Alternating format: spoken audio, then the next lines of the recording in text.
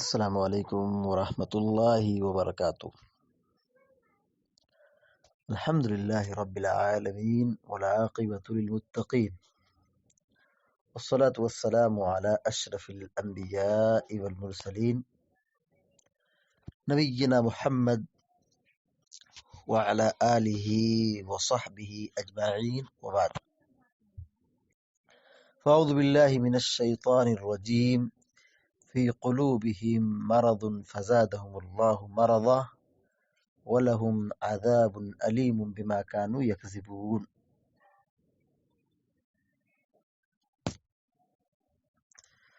سورۃ البقرہ کی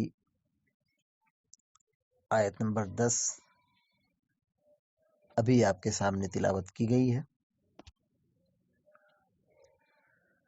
آیت کا ترجمہ یہ ہے، اللہ رب العالمین فرماتا ہے فی قلوبہم مرض،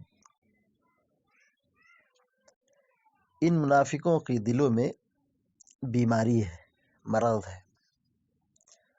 فزادہم اللہ مرضا، اللہ نے ان کے مرض میں، ان کی بیماری میں اور اضافہ کر دیا۔ وَلَهُمْ عَذَابٌ أَلِيمٌ، اور ان کے لیے دردناک عذاب ہے۔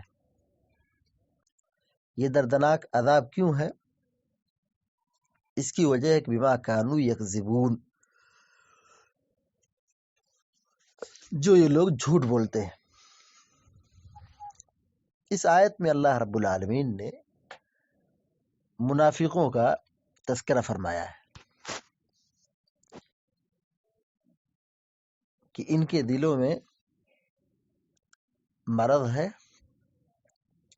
شک ہے، فساد ہے، نفاق ہے،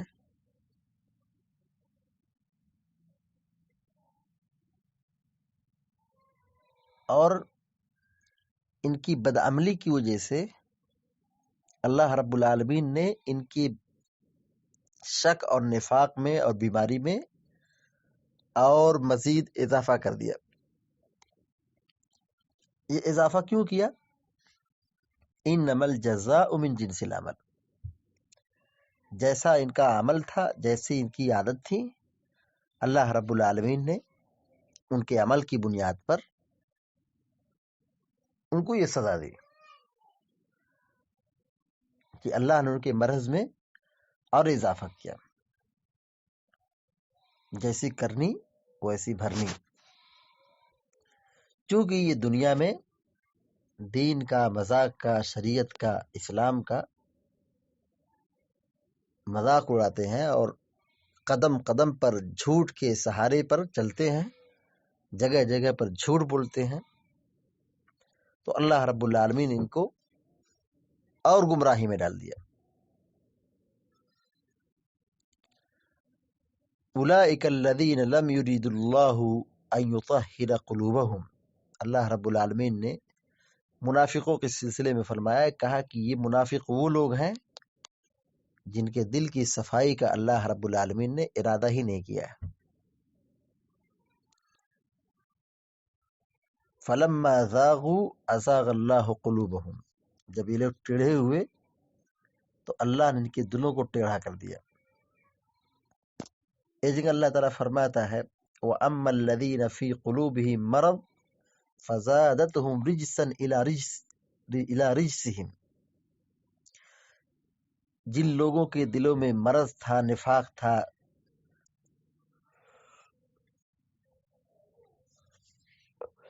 تو اللہ رب العالمین نے ان کے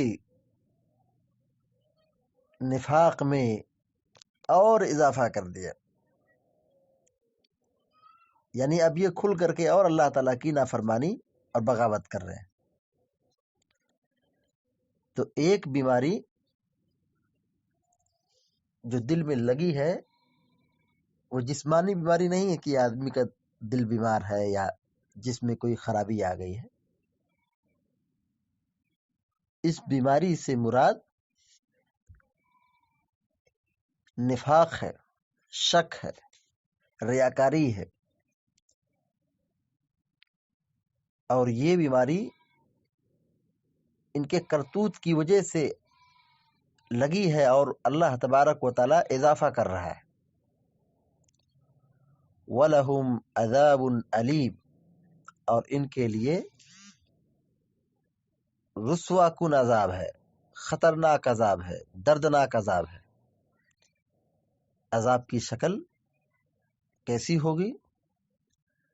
اللہ رب العالمین نے اس کی وضاحت دوسری جگہ فرما دی کہ ان المنافقین فی الدرک الاسفل من النار، کہ منافق جہنم میں سب سے نچلی سطح میں ہوں گے.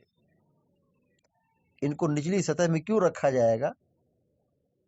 اس لیے کہ یہ کافر تھے، اسلام قبول کیے، لیکن ان کا اسلام لانا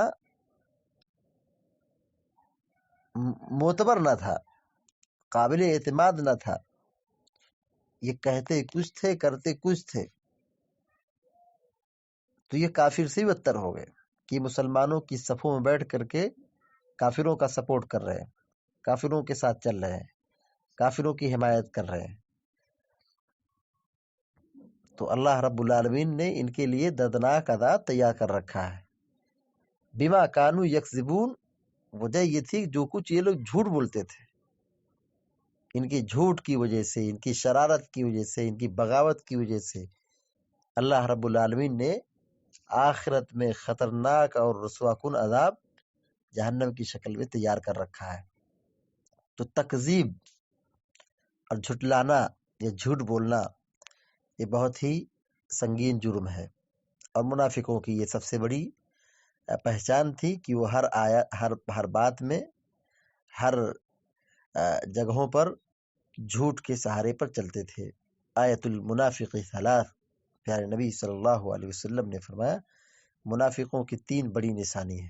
اذا حدث کذب، جب بات کرے تو جھوٹ بولے. سب سے پہلے نمبر پر جھوٹ کا تذکرہ پیارے نبی صلی اللہ علیہ وسلم نے کیا، جب بات کرے تو جھوٹ بولے. اذا حدث کذب وَإِذَا وَعَدَ أَخْلَفَ، اور جب وعدہ کرے تو وعدہ خلافی کرے. وَإِذَا اؤْتُمِنَ خَانَ، اور جب امانت دی جائے تو امانت میں خیانت کرے. تو اللہ رب العالمین نے ان کی جھوٹ، ان کی شرارت، ان کی نافرمانی، بغاوت اور ایمان میں شک شبہ کرنے کی وجہ سے آخرت میں دردناک عذاب تیار کر رکھا ہے، اور وہ جہنم کی آگ کے سب سے نچلے حصے میں رہیں گے. وجہ کیا ہے؟ نفاق. اس لیے ہمیں اور آپ کو چاہیے کہ ہم ایمان پر ثبات قدمی اختیار کریں اور نفاق کے فتنے سے بچنے کی کوشش کریں. اللہ تبارک و تعالیٰ سے دعا ہے کہ اللہ تعالیٰ ہم سب کو نیک عمل کی توفیق عطا فرمائے. آمین یا رب العالمین. اقول قولی هذا واستغفر الله لي ولكم ولسائر المسلمين فاستغفروه انه الغفور الرحيم. وصلی اللہ علیہ نبی